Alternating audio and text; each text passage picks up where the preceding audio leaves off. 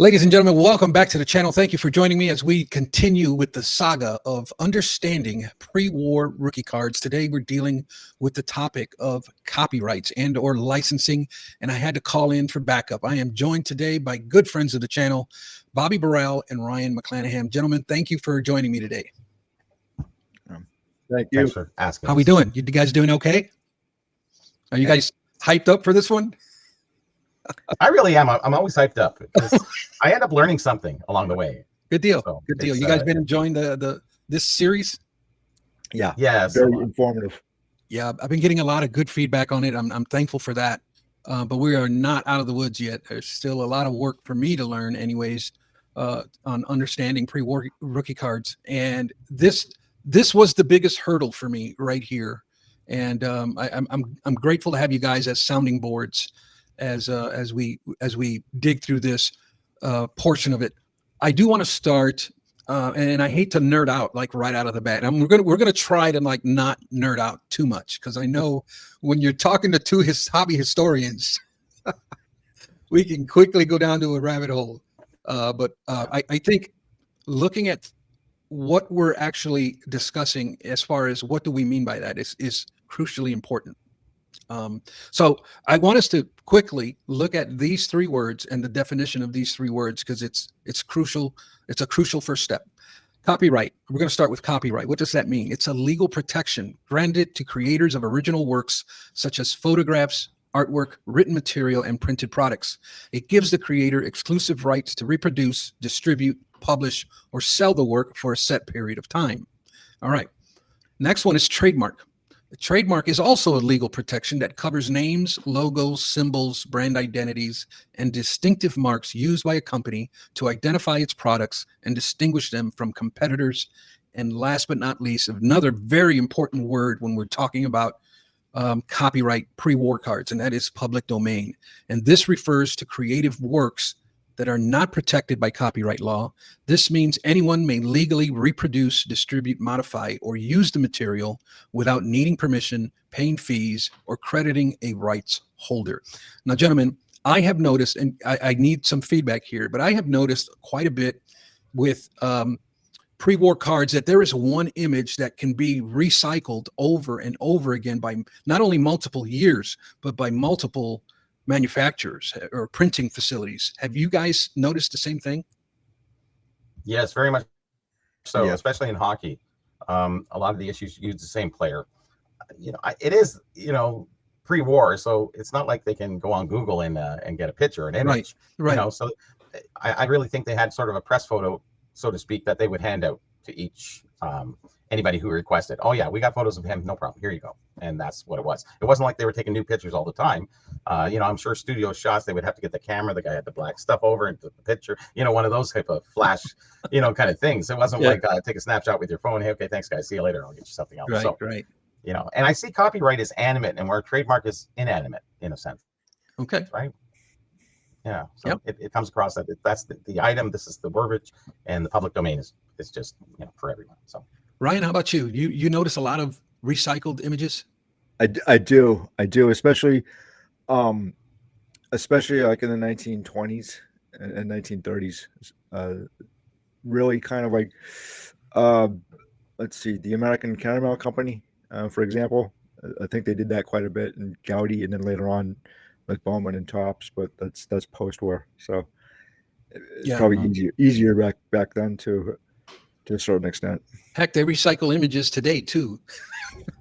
You see a lot of recycled images. The funny thing about hockey is that they used black and white photos, and they made 4 different colors. A lot of them through the 30s made 4 different color backgrounds. So it was always a black and white picture, but it was the background that really made it pop. It made you think it was color, which is great because then it wasn't a hand drawn. Whereas a lot of I've seen baseball are, right, and they did have that early on, but in the 10s, but actually after that changed. Yeah. Go ahead, Ryan.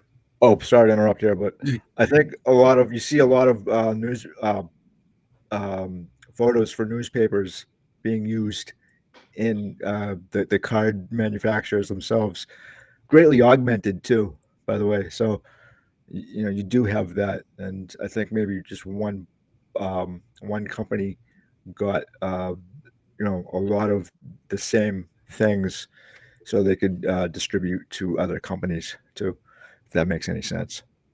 Yeah. It does, because we had Toronto Maple Leafs have Alexander Studios, and they would do for the newspaper, and they also do for the Leafs. So they would cover everything. So you got the same one. If you look at scrapbooks from all that time period, different ones from different areas, you will see the same pictures of all the players. It's just in a different background or format, but it's usually the same photos. It's kind of surprising.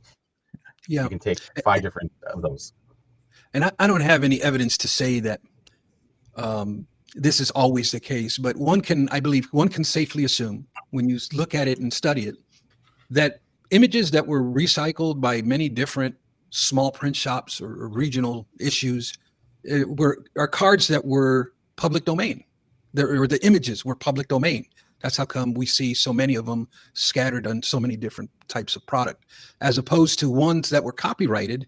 Those are protected from being recycled. Would you agree? Yes. Yeah. Yeah. Okay. And so this is kind of step one here as we move along. I want to get into a very important part of this entire equation, and that is the Copyright Act of 1909. This is a key piece of legislation that was passed here in the U.S. I believe we were talking a little bit before the show. I believe it's different in Canada, but I'll let Bobby speak on that.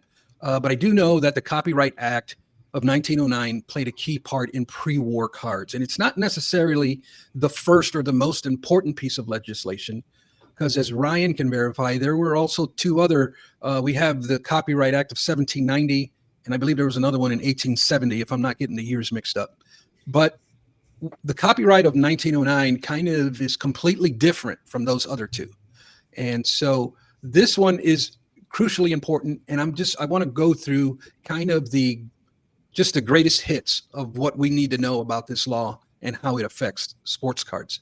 And the first one is that the governing federal law for much of the pre-war era. This covers a good portion of the years of pre-war. Anything before then, I think, can be lumped into the copyrights of 1790 and 1870. Would you agree, Ryan? Yeah. And I would also say too that the 1909 copyright law was in response to a lot of the new technology that was coming out between the end of the Civil War through 1900. You see just a lot of patents and new technology. Okay. So yeah, this act is really the governing federal law for much of the pre-war era sports cards. It also required that a work be published, not just created. And we're going to get into that here in a little bit. But it also it carried a proper copyright notice. Okay. And again, I'm going to be getting into the steps and unpacking all of that for us. But it was registered and renewed after its initial 28-year term. Because that's when these things had to be renewed. It wasn't just a one and done. You had to keep up this copyright. You had to renew it. It was for a limited time, and it was typically 28 years. Am I getting that right, Ryan? Yeah. Okay. And then the last main point of this Copyright Act that is prevalent is that it was revised in 1912, and then it was revised again in 1914. But then there was a complete overhaul in the Copyright Act of 1976, which kind of piggybacked the Copyright Act of 1909, which kind of goes with my theory that I am not taking the laws of modern day and trying to apply them to pre-war. What I'm proposing is that the Copyright Act of 1909 influenced the Copyright Act of 1976, thus affecting the modern day. So these things is the trailblazing act that kind of set us up for the modern day. Am I out of my rocker for saying that, guys? No, Okay. it makes sense.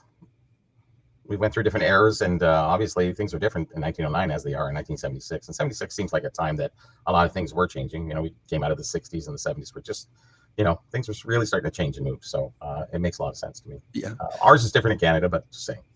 Okay. I have not studied the 1976 Act. Oh, we're talking pre-war, so we're okay for now. Okay. Yeah. So yeah, we're talking pre-war. So that kind of is like the greatest hits of this act that affects sports cards. How does this apply to pre-war sports cards? It affects it in three different ways. Copyright basically deals with artwork and design of the card. But then there's another portion of player likeness that's separate from the copyright. That is more getting direct permission or licensing with that player. A lot of times there was payment that was made for that type of usage. But then there's also a third element that deals with the trademarks and the brands and the logos of certain companies. And I want to now turn to an article written by our guest, Ryan here, who, if you guys have not checked out History Through Cards, I'm telling you, this is what sparked a lot of this inspiration, was going through his articles. He wrote an article here. It's not even an article. It's an ebook is what it is. It's 50 pages long, but we're not going to go through all 50 pages, I promise. But I do want to bring attention to a few things here, because I think it's important as Ryan here gets into the entire story of legislation. Okay. And he kind of chops it up for us in an excellent manner. I love here on the top of page 3, he writes, most legislation is like sausage, but not nearly as tasty. And while researching certain sets, I noticed how little we often realize the part politics, laws, and legislation played in the birth or demise of our vintage and sometimes modern cards. Ryan, talk to me here. How did you come across the inspiration for this piece, and why did you write it? So I had originally read Scott Reeder's piece on the T206, and that got me to thinking that there was more to the story that he had written, and I wanted to kind of dive into it. Plus, I was always interested in the T206, and that kind of goes to my education, and I wanted to find out basically like who made these cards, and I couldn't really find a whole lot in the beginning, but then when Scott Reeder came out with his publication, I said, okay, like I want to find out more about the stuff that he was talking about, and then I just basically through the advent of new technology where we can find a lot of the downloaded or the downloaded works that I would not have access to any of that stuff when I was first collecting. I read the Copyright Act of 1909, and then that led me to another book and newspaper clippings from the era, and it just down one rabbit hole after another one. And then the more I started to read about this stuff, I was like, oh, wait a minute, like there's a lot of legislation that's going on that at first glance it looks like it has absolutely nothing to do with sports cards, but when you look at it further, it's kind of like an onion peeling back an onion, and it's layer after layer after layer. And you get through like the first right of privacy laws in the United States, and then it's the Copyright Act, and then the New York Privacy Act, and all this stuff, and then that leads you to Honus Wagner, and I'm like, okay, so like why did Honus Wagner like didn't want his likeness on a card? Why? So it's for me personally, it's spiraled out of control into all these different branches, and that's how I got this article right here. Yeah, and a lot of that is sometimes I've heard, well, that Honus Wagner thing, that's just a made up story. But when you look at everything that was going on in the world at that time, especially the Act of 1909 and all of that, players getting paid for their likeness and that sort of thing, then it kind of does make sense that Honus would be like, hey, wait a minute here. I don't want this, because it was kind of a big deal for these athletes, especially somebody, an athlete at the caliber of Honus Wagner, right? I mean, he was a big deal. And so I wanted to bring attention to, in this article, you write, the American tobacco was the first to seek permission to include a player's likeness in what you've quoted as the Neil Ball letter. Can you recap a little bit on the Neil Ball letter here? And it's kind of like right here if you need reference.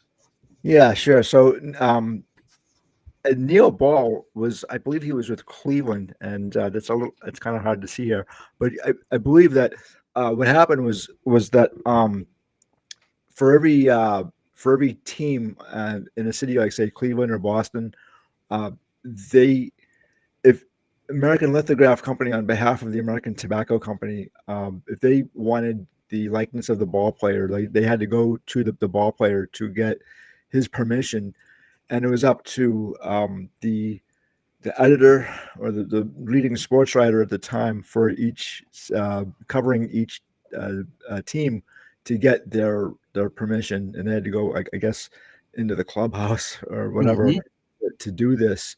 And I think that's a new, or within the last 25 years or so, that letter is kind of new. I don't think that they knew how. I don't think they knew any of this stuff prior to the Neil Ball letter. How that these guys got their images on a package or a brand or a card. But that actually, the reason why, I'm probably jumping the shark here, but the reason why that Neil Ball had to, or the sports editor had to have a letter, was because New York, there was a privacy statute that came out of a legal case in 1903. And so, yeah, that's, so here you go with connecting the dots. I have a question in regards to some of this. Is it the same in the US as it would be in Canada, that amateurs wouldn't get paid where professionals would be paid? And I think maybe there's something to do with, maybe that's why a lot of guys would take money and others wouldn't, because I think it was frowned upon if you were a professional because you were playing for money. And you know, that old standard of I'm standing up as being an amateur, we don't need to get paid for this stuff. And that's what was going on in the turn of the century there. I don't know if it was happening within the US. I don't know. Do you guys know? I don't. So it is a Canadian thing, maybe, because there was that amateur professional thing that was going on in Canada at that time. Yeah, I mean, you can go back to like the late 1860s, but like the amateur versus professional also hit in like say 1909 with the Olympics. And there's an Olympian, Harry Potter, who he wasn't paid, but he took money supposedly for his card to be issued in a T218 from 1910. And then he said that he didn't actually grant permission to American Lithograph or American Tobacco to have his likeness on a card, so he sued. I think the problem was that he couldn't provide any evidence. But again, these guys were getting paid like $10 for their likeness too. That was it. Yeah, that was a lot of money back then, right? I'm wondering what that's equivalent to today, right? About 300. About 300. Okay. Well, if a pack of cigarettes was what, 10 cents at that time, and today they're whatever they are in the U.S.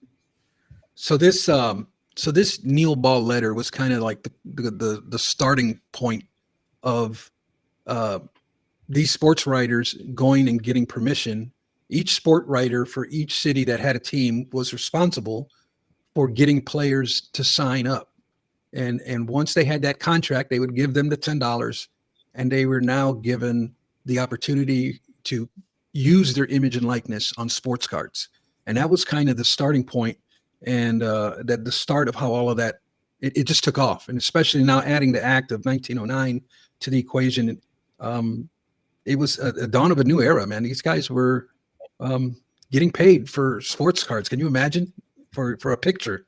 Ryan, I want to touch a little bit on, we're going to do like a little sidebar here, but I found it so interesting. It's something that I learned, but on page 11, you make mention of a stamp that was put on for the factories. And this is so cool. I want to briefly touch on this here. But there was basically, like, for the T206, there were 16 brands. but they were printed in 7 different factories. Can you expound on this a little bit for us? Yeah. So at first I didn't know what that was when I was, first collecting cards, and I think that's one of the reasons why I kind of dove into this. And then essentially, I had to kind of read the what the factory number was, and then like it doesn't really say what the location was, but that's for the internal revenue of because that's how we got a lot of our revenue was through the tobacco stamp, Stamps, basically. yeah. Mhm. Yeah. And so it doesn't quite say where it is, say like the factory 649. It's a I can't really see it here, but on the bottom here it says what the factory number means, and then the district number, what that means as well. And then I had to go into the internal revenue. There's a little book that they used to kind of like keep track of this stuff. Each revenue agent had to keep track of this stuff, and I went through that book, and I was kind of surprised, to tell you the truth, that it had that kind of information, that actually somebody had kept one of those books. Hmm. But yeah, it Super was just yeah, really, really. For me, it was kind of fun, but for most people, I think they would gloss over it and fall asleep. So it was a revenue code system used to help agents keep track of sales, as Right. it states in the 1908 Revenue Bureau that you were just referencing. But Yeah. I turn around and I'm looking for a copyright, right? And then I come across this factory number 25, 24th District, Virginia, and it's like, what the heck does that mean? But you kind of explained it all there. Not everything was made in one facility. They scattered this stuff around. And I just found that really, really intriguing. And to answer the copyright question, um, from what I'm learning, correct me if I'm wrong, but the copyright didn't necessarily have to be on the card. It could have been on the packaging as well, because that's part of it. You have to show copyright, and we'll get into that in this next step here. Let me go back to the presentation real quick. Give me 1 second. But I have a quick question along the way. So with the copyright being on the package, so to speak, and say it's all Piedmont, could they, I guess, save a lot of money having the copyright given to another district under the same name, under the tobacco name, and then that's why they did all the different districts here and there, and it's under one copyright. Not that this company would have to apply, because it wasn't under BAT, British American Tobacco Company, that legislation, or that, right? Hold on 1 second. So I think there's two different things going on here. You have the copyright, and then you have the factories and the districts which were Under the same umbrella, right? Correct? no, they were Company-wise. different. Yeah, no, Company-wise. they're, Oh, no? no, because the factory and district was the revenue code system that the government used. The copyright is different, and I mean you can go down a different rabbit hole too, because a lot of these cards were not issued in every state, and some cards were actually issued specifically for certain cities. I understand, but So, the T206 are all basically the same sort of design, are they not? yeah, I mean, pretty much they're all the same design Except the backs. except for the backs. Except the backs. That's what I'm trying to get at here. Is I'm trying to break it down as questions too, because I don't know as much Yeah. about And it seemed like free each. war as you do. Yeah, go ahead. No, I'm just, so the factory then is not a factory of production. Is that what you're saying, Ryan? Right. So how it works is that all the cards are printed at, say, New York, the American Lithograph Company. From there, they're distributed to the I guess they're distributed to different sections of the country based on what the jobbers are saying. Like we need, like the jobbers might fill a certain order amount of a brand, say like Piedmont or Lennox or something like that. They would say like we're going to fill like 34 pounds of this brand to go to, say, South Carolina, and then um, for the say like I don't know, the the Richmond office, let's just say, that would get a certain amount, and then it would those cards would go out of that branch in Richmond, or the branch. There's a few branches in New York, so they would all be distributed differently, and they would go out of those branches. So Okay. they would, if that makes any sense, they would all originally start out at a at the American Lithograph Company, and then from there So they they would held the license, the American Lithograph Company, correct? right. Okay, good. So that makes sense. And then the jobbers would just sublet to whoever requested. Yeah, Jobbers, yeah. whoever needed the amount of tobacco or brands. Okay, So it so seems I like wanted every to, company could possibly order, correct?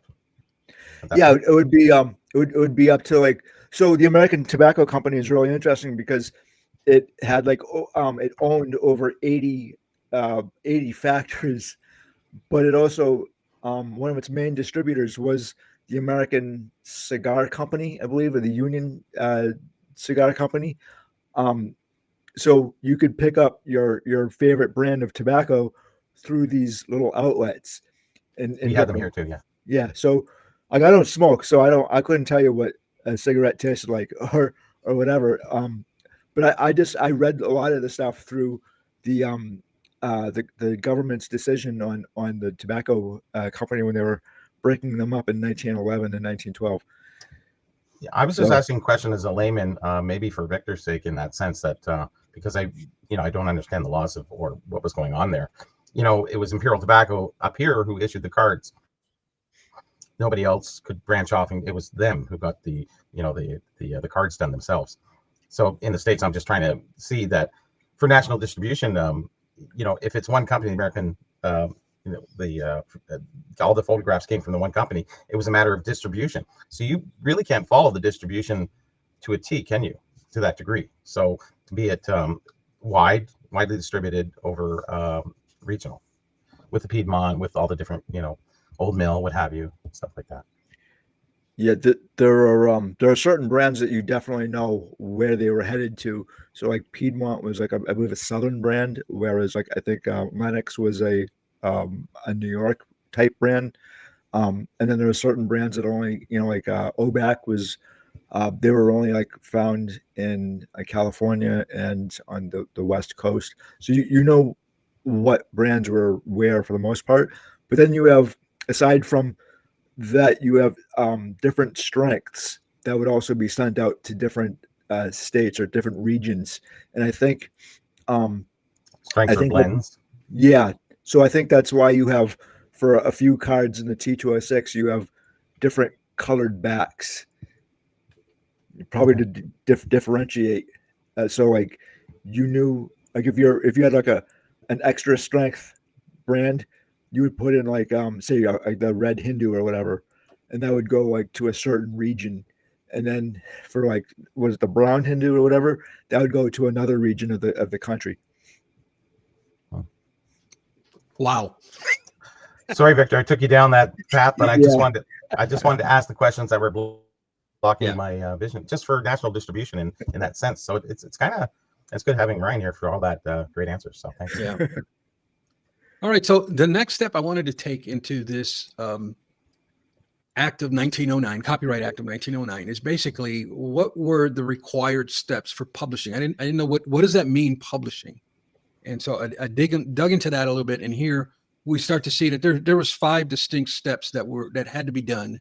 If any of these were missed, then the card would automatically get classified as public domain because there's no record of it in the copyright in the Library of Congress. But I'm getting ahead of myself. So the first step is you had to create the work, right? The work, you couldn't just have an idea. You actually had to have the work created. And step 2 is publish the work. And by what they mean by publish the work is that it had to have some form of a fixed verbiage that stated that it was copyright, and the copyright could have been the word copyright. It could have been an abbreviation of copyright, or it could have been that little symbol, the C with the circle around it. That was a distinguishing mark that it has copyrights, plus the year, plus the company, basically is how it worked. Now, what I've learned, I think I mentioned this prior, was that doesn't necessarily have to be on the card. It could be on the package as well. So that's really hard to navigate that, because I'm looking at cards, and if I don't see the copyright, I'm thinking it doesn't have a copyright, but that's not necessarily the case. But then step 3 is that we have to deposit 2 copies with the Library of Congress is what needed to be done. And I remember, Bobby, you probably know you've written 3 books. I've written a book, and Ryan is on the process of writing a book, although he's probably written 10 Yes, books. archive 20. But I recall when I wrote my book, and I got my ISBN number, and I got the everything in place for printing, and everything was legit. Once the book was released, I had to send a copy of that book to the Library of Congress here in the States. And once I did that, then I got an email back from the Library of Congress saying that it was approved and that my book now is officially within the Library of Congress. So then that protects me from anybody trying to copy my work. And that's kind of even till today, that is still the process, is depositing your work to the Library of Congress. Step 4 is registration. Registration was optional. They did not have to do this, but it was oftentimes highly recommended in the event that you had to go to court. Well, in order for you to take your work to court, your work had to be registered through the Office of the Register, and that was all part of the process. If you wanted like full protection within the courts, that step needed to be done. Again, it was optional, didn't have to be done, but everybody highly recommended that it get done. And then lastly, you have to renew it after 28 years. And that was part of the process. So then the next logical step, well, let me stop here and kind of get your guys' thoughts and opinions on this part of it. I kind of have a question too. When I did my books, I was self-published. To use the images, they're priced. So they were allowed to be, it was called allowed to be for newsworthy purposes. So I'm not making money definitely from the pictures. I'm giving information. So yeah. I crossed that bridge. I never got an ISBN number because it's a small production run, 2,000 copies, just very small for the the hockey hobby, which was actually, it seemed like a lot, except they ran out pretty quick towards the end there. So now everybody wants me to produce another book. It's just like, well, I spent 8 years on an app, so I'm not doing another book at this point. The way I learned it, Bobby, and I'm not an attorney, and I don't want to be one either. Dan? He's everywhere. He might as well be here too. Now we need him. But it was one of them things where the end result of all of this copyright law, and there's been so much controversy and debate over copyright law, but at the way it sits today, and again, I'm not an attorney, but it's basically, if you're using stuff for the purposes of education, for the purposes of like database research, that sort of thing, it's okay to use. Where it becomes a problem is when you try to reproduce something or reprint something that has polar bear trademark on the back or a copyright law here because it's protected. That's where you run into trouble. But for educational purposes, for what we do, it's perfectly legal to use. I will tell you a quick little story. So I went through the process of asking, if I could use their images and what have you, because I was a novice at that time. It was, 1990, 2000, I guess. So I contacted Kellogg's, and they weren't very friendly. I contacted Topps. They said, no, not at all. I said, it's newsworthy and it's priced. And that made me determine pricing. That's why I put pricing in there. I said, forget you. Thank you, Topps. Because it's so Topps heavy, because Topps owned O-Pee-Chee too at that point. Mm-hmm. So there was only a little Parkhurst in there and some other brands. But most of my first book was just, it was called the Hockey Wax Pack Collector's Price Guide. So basically it, because it wasn't the price guide until I dealt with, Kellogg's and Topps. So I have a little something against Topps. And they got one of my videos for free and they never returned it. And that's copyright. And I own that in perpetuity. And if they play it, I'm after them. There you go. Ryan, anything here you want to add or? Yeah. So I kind of looked into the 1933 and 1934 Gaudis, and I thought that was actually really interesting when I wrote my articles on those too. that there's a lot there to chew on when it comes to the copyright and the publications and the registration. So you had actually brought up something really interesting, a chart of all of the well, it looks like a lot of the companies that fully registered their cards. Gaudi was one of those, and they went through their patent lawyers, and I forget the name off the top of my head. It was two guys out of Washington D.C. that they used, and I want to say each card cost them like $3 to, or no, $2 to issue to send in. But um, what was interesting is that you have a actual baseball card, um, and the patent card itself, and those were sent in to the Library of Congress, and uh, they were initially found by a guy named Professor John Fawcett. I believe he's a professor down in Connecticut, I believe, and he actually wasn't looking for sports cards. He was actually interested in Disney stuff, and for whatever reason, he contacted the last president of Gaudi, a guy named Thompson, and he had all these documents with him and all this stuff. He just gave them to him, and those patent cards and the registration cards were with them, but not all of them. And this is about 1969, and uh, as it turns out, that the Library of Congress, they can't find the originals. They don't have their copies. So all that's left is the copies that were put up for auction, I believe, in 2006. So somewhere between 1934 and 2006, uh, the originals have disappeared. So I think that there are like D Long and U.S. Caramel should have the originals at the Library of Congress, which I thought was actually very interesting. And then for each was it patent card, the numbers correlate to the um, the baseball card on it. So it's a mirror match, if you will, for each one. But again, they don't have all of them. And then 1934 Gaudi, not to kind of muddy the water here, but 1934 Gaudi high numbers don't have a copyright date on them, and there's no patent card or registration card associated with those. And Just on the high again, number. right, just on the high number. And so the high number series also includes the Nap Lajoie card too, that they never issued in 1933.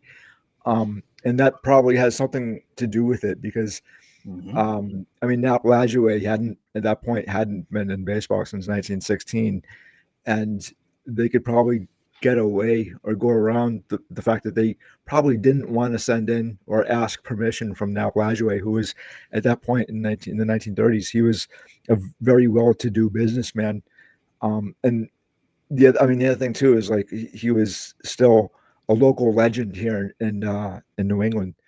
So that they didn't technically, like, they may not have had to actually ask him for permission. I'm not entirely sure. My gut feeling is that they probably did, but there's no evidence to say that those cards actually left Massachusetts or were distributed outside. I mean, we're dealing with like almost 100 years now, Right. 90 years. So there's still a lot of information that's missing in that story. So then it's safe to assume then that the 1934 Gaudi high numbers, the reason why they're not in the Library of Congress is because one of these steps was missed. And basically, if one of these steps are missed, it disqualifies it. It goes to public domain. It's considered public domain, and not copyright protected. You think it was done on the sly? Or by mistake? Oh, mistake. I don't know. I mean, I have kind of a theory about this, really quickly. It's been said that only 600 sheets were printed for the last series of the 1934 Gaudi.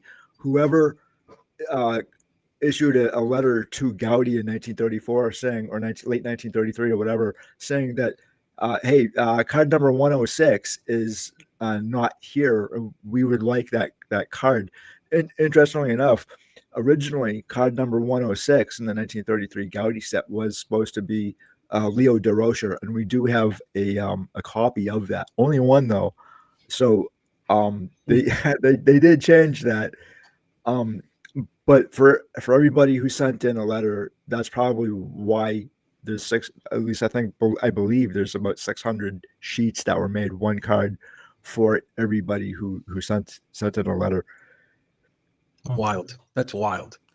The natural progression of the way my brain was working when I saw these required steps, then is asking the question, what brands or what companies actually followed through with this stuff?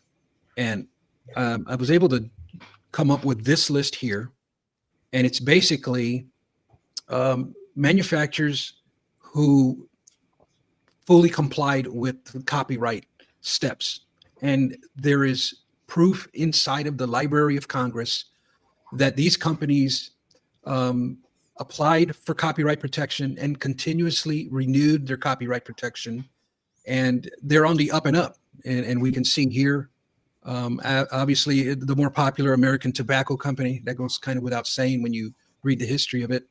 And I don't want to go through each and every one, but I do want to explain column B, and that's copyright status.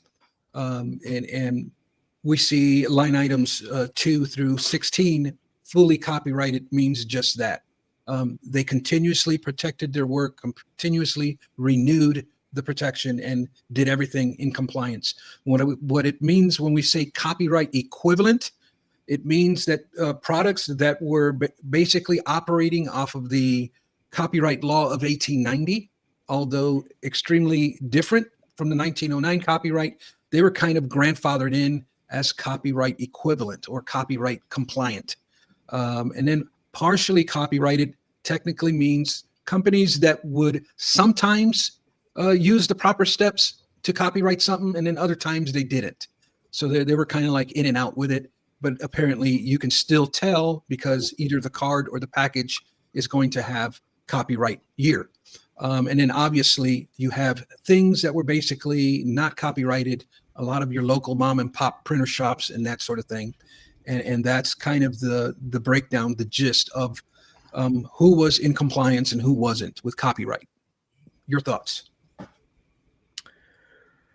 That's really impressive. First off, that's really impressive. That's a lot of work, Victor. Oh. So I do have a question. If you call up the Library of Congress, are they going to have all of the documents associated with the fully copyrighted material? So like when the lawyers for Gaudi, when they were putting everything together and they sent it in, there is at the Library of Congress, there is those documents associated with the mandatory deposit, but I haven't seen anything else other than the Gaudi registration forms.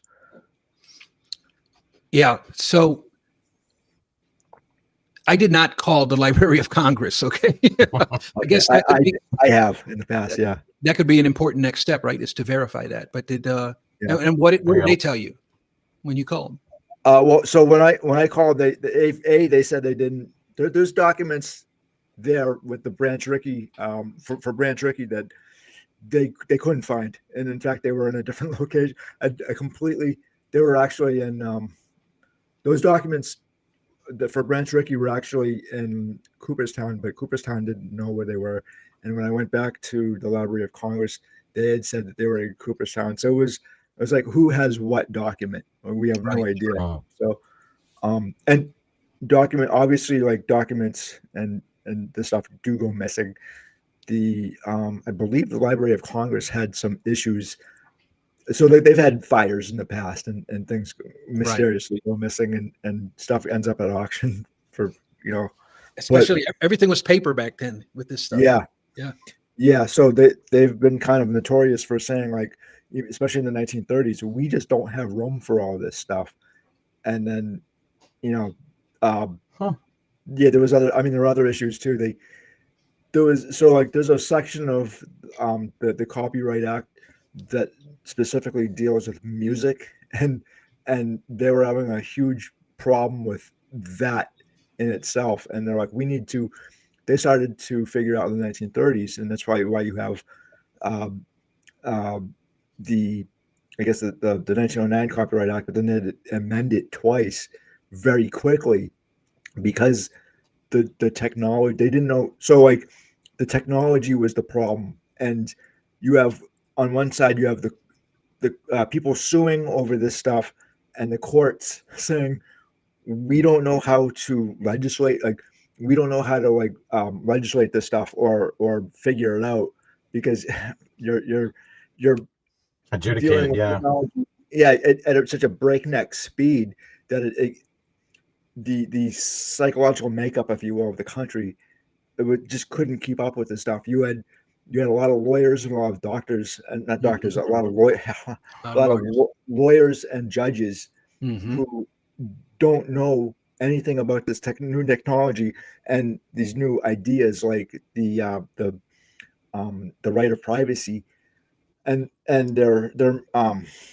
they're making, I guess, like what we would think of today is not the correct not the correct outcomes of it. I mean, you have people losing their cases that would have not have been lost today. Hey guys, so I want to briefly interrupt this episode to bring you a very important message. And that is a lot of the research that I am doing is with the assistance of OpenAI. I know I get jabbed by a lot of my friends that I'm using this as a tool, but I can tell you that I'm taking this research very, very seriously. And about 6 months ago, I took a course on how to use OpenAI and the importance of doing research and doing proper prompts so that you have integrity behind your research.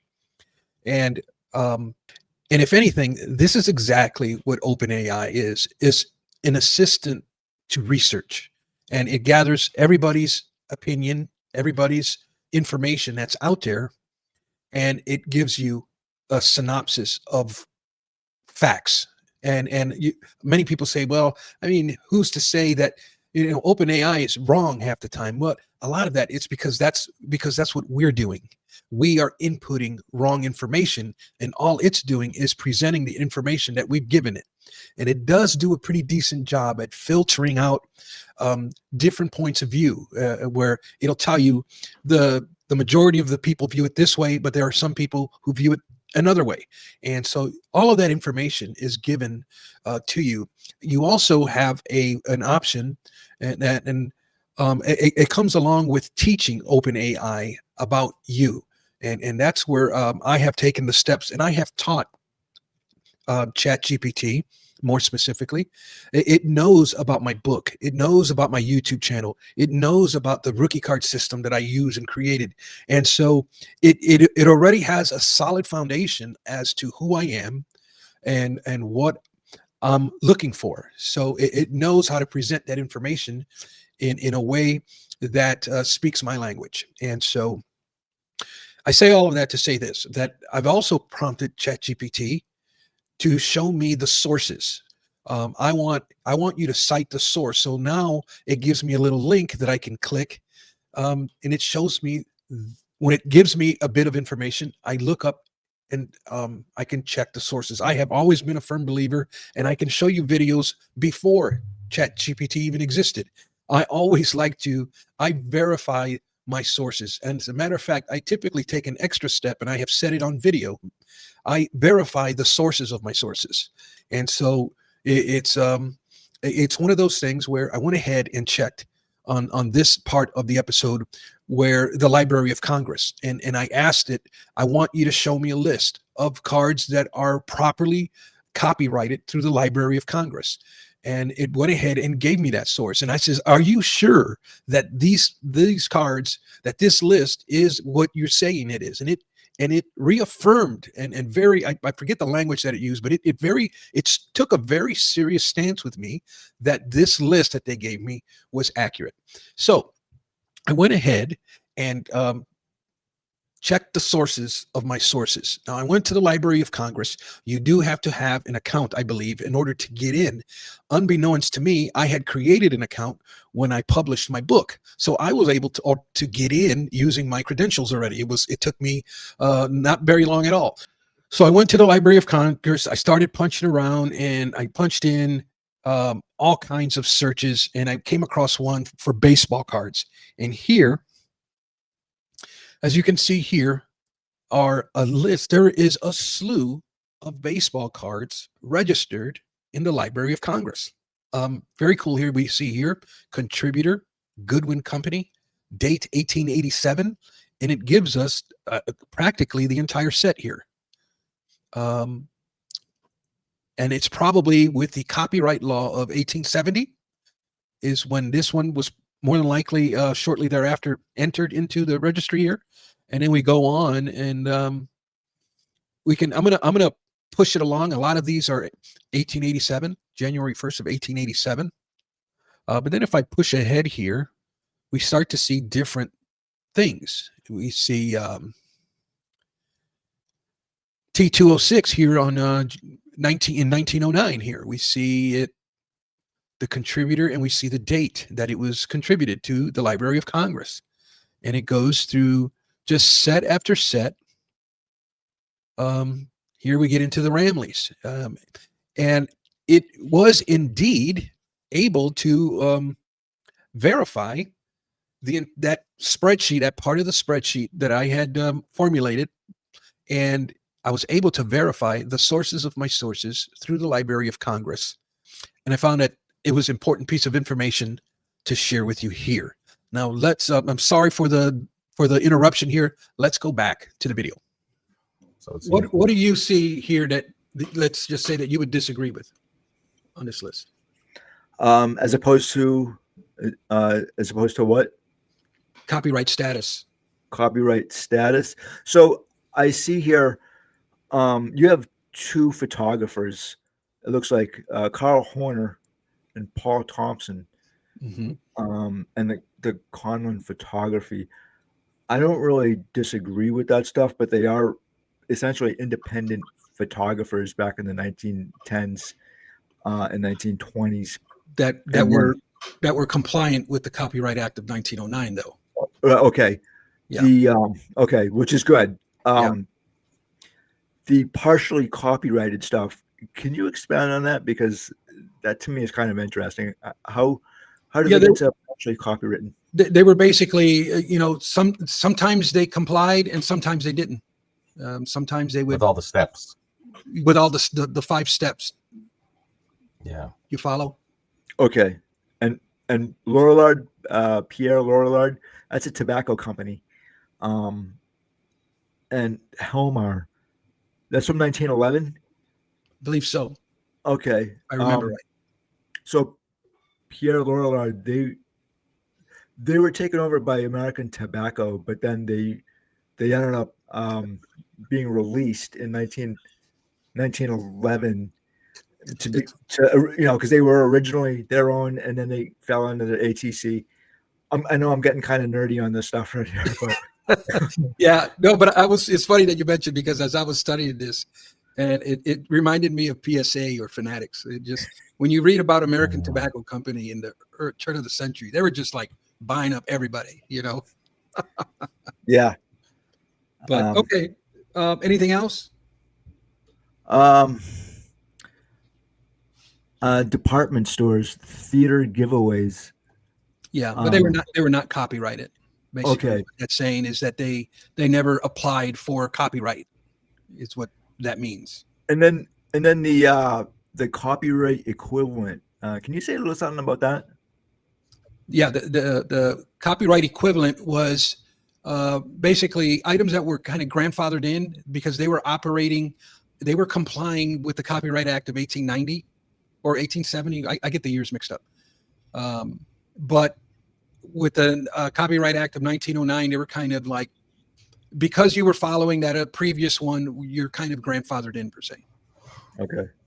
All right, next up, I wanted to share. Bobby Burrell shared some images with me of some trademark applications per se that kind of just I wanted to use them. I asked him if I can use them. If it's more like to kind of verify the steps, the processes that we've been talking about in this episode. Bobby, what are we looking at here? Well, you're looking at Pauline's Chambers.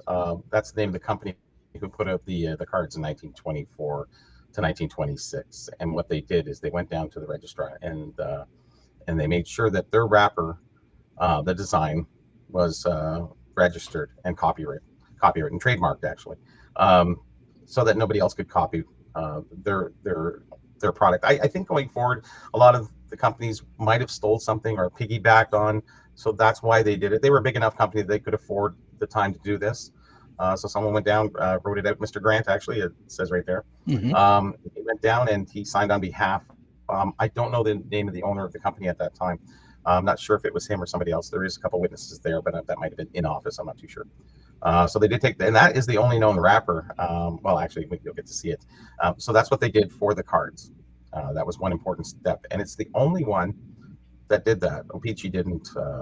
Worldwide Gum, aka the American Goody. All the other companies did not trademark their wrappers, which is very surprising considering how big those companies were, comparatively speaking, to Pauline's, because they mostly came out of Ontario or Quebec, which had about 6 million people collectively between those two provinces back then. But only in out west they had, in Winnipeg, they might have had like a half of 3/4 of a million people. Collectively it was 2.5 million across the west. But it's very surprising. But they actually did have other locations that they dealt with. And it's interesting when you read this trademark, especially the one on the right here. They basically talk about the trademark, how basically they're describing the wrapper and the details. Everything has to be. Yeah. All the other ones that I went through, you have to give it even says golf club. Like well, maybe we should show the wrapper and then we can do a quick breakdown. We'll get there. But yes. All right. And what are we looking at here? Well, this is you said the 28 years for the renewal. Mm-hmm. Here, if it's inactive for a certain amount of time, it becomes expunged, or somebody else can buy out or renew. They would buy it out and renew the ownership, so to speak. Not that they wanted to use it. Sometimes it was possessional. I don't know if archives came with it or anything like that, but it seems that this company came in and bought out.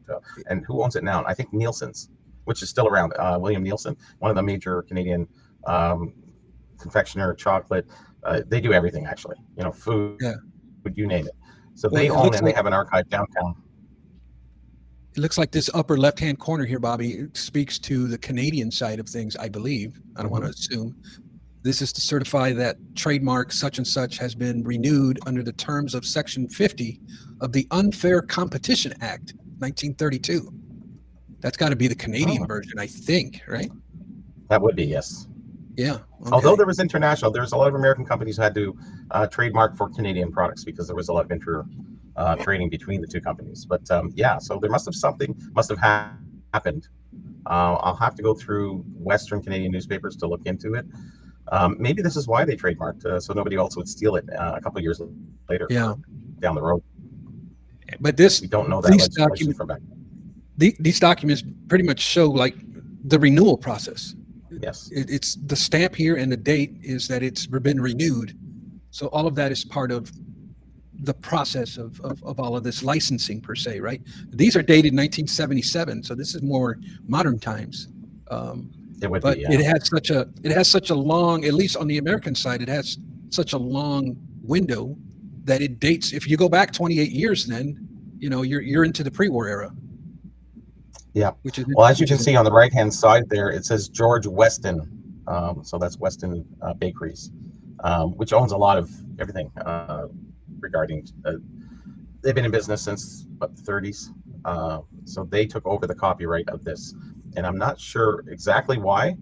Maybe this covers a little bit more than this wrapper. It would seem that it would, or maybe along the way it was enhanced. we don't have that following to go to the downtown to the library to figure all that out. I guess you would have to. Yeah. But this is just does show that there was a wrapper made.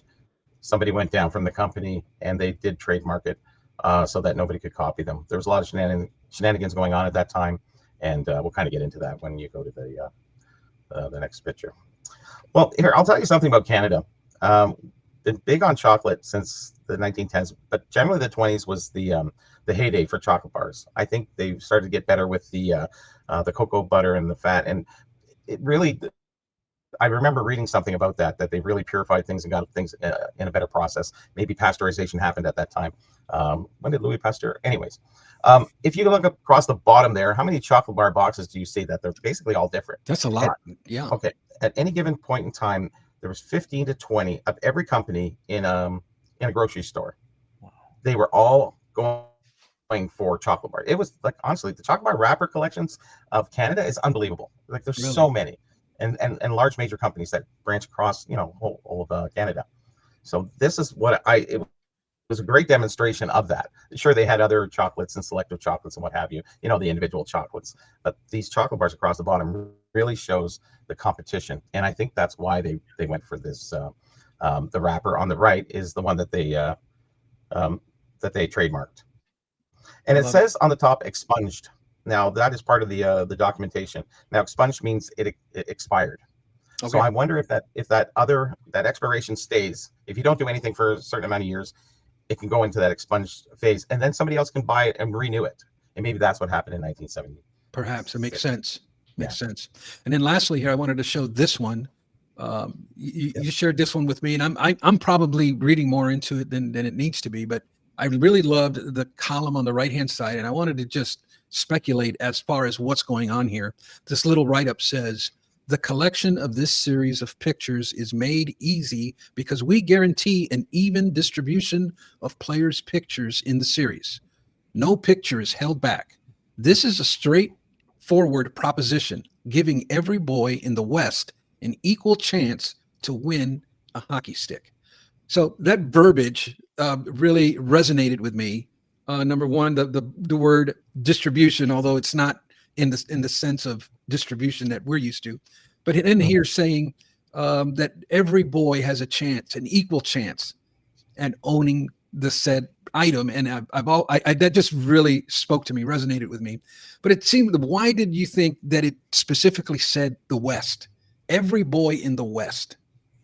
What's that? Well, there was other companies that put out trading cards in and around that time period, and all of those sets that were issued, be it the Holland Creameries or the Crescent Ice Cream Company, they all created short prints, and it became an issue. Obviously, an issue. It's very small. 2.5 million people in the whole West. So if you put it down, it's a small town.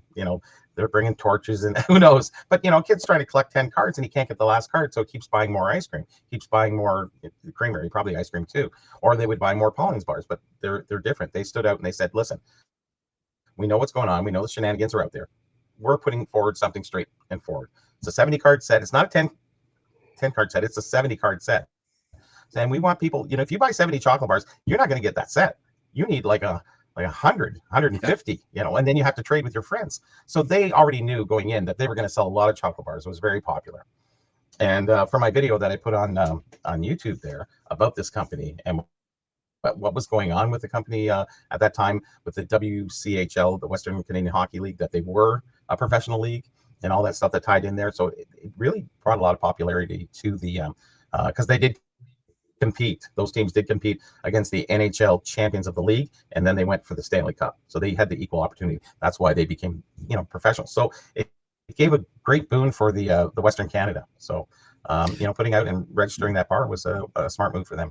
Yeah, I kind of felt like there was a previous issue, maybe in previous years, there was like a shortage of cards being distributed to the West, and maybe now they're guaranteeing that everybody's going to have a chance at it. I don't know. It was just Western companies that it went on. There was a couple in Ontario.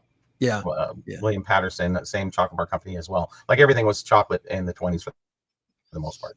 So I know I'm reading too much into it. I know. It was a good moral thing to put out, though. Yeah. I thought it was really well done in that sense. Same. Well, gentlemen, we have concluded this simple but difficult exercise. I tried to make something extremely complex to understand and try to simplify it for the viewer. I hope they found it engaging. I do want to thank you guys, man, for coming on with me. And it's one of them things. Again, this isn't like the exercise here, and I want to reiterate this very important fact, and that is that this was to dispel the rumor that licensing didn't matter in the pre-war era. And I think with the evidence of documents, with the understanding of how Copyright Act 1909 worked, I think we have dispelled that rumor to be. Hey guys, so I wanted to interrupt one more time, and I'm hoping that you're sticking around towards the end to catch this very, very important part of this entire exercise. Number one is this isn't anything, we are just researching, trying to figure things out.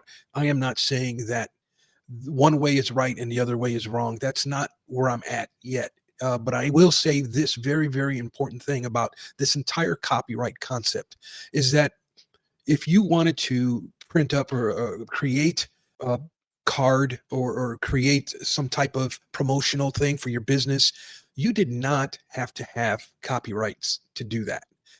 It was one of them things where it was recommended, highly recommended that you did, but you didn't have to.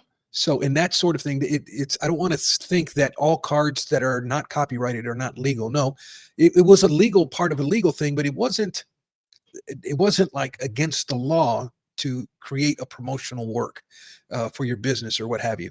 The other thing that I want to reiterate is that although they didn't have to have copyright, it seems like those card companies or manufacturers, the ones that were more reputable and more respected within the hobby were those that are copyrighted. And so thank you for the assist and closing remarks. I'll go. So Mhm. what I think we did, I think what you guys have done, and maybe me, is turn a normally dry and boring subject into something very fun, I hope. Yeah. And Bobby's great hair. I I mean, had I had a lot of I had a lot of questions too, which actually arose because once you start listening to other points of view and other, information, you sort it through what you already have in your brain or your own archive, and then you can spit out some other questions that you might not normally take the path of thinking. So a couple things. That's why I asked a few extra questions about the distribution. We don't know if jobbers were really how far they drove. Maybe they drove. There's been a lot of fines, whether it was the Black Swamp fine. So these cards, like, so the jobber went over to this small town beyond Boston, and maybe a couple other towns there, and they didn't sell well, or he only brought so much left over. He was trying to make the sales. So Yeah. we do have more than one state that they were distributed in, but the survival rate being low as it is already, it creates even lower. So to say the distribution is very regional is maybe questionable at times, to say. Okay. Well, gentlemen, thanks again for tuning in. You can check out Ryan, check him out on YouTube. You can check his website out, History Through Cards. Highly recommend those two sources. Bobby can be found on Instagram. He can be found on YouTube as well. He's been uploading some videos here. I've been really excited because I've been egging him on to do more. I've been working on it too. And because I'm Carlos every Friday night. Yep, because I'm Carlos. Shout out to Carlos and catch him there. Guys, thanks again. And remember, my friends, that not all rookie cards are created equal.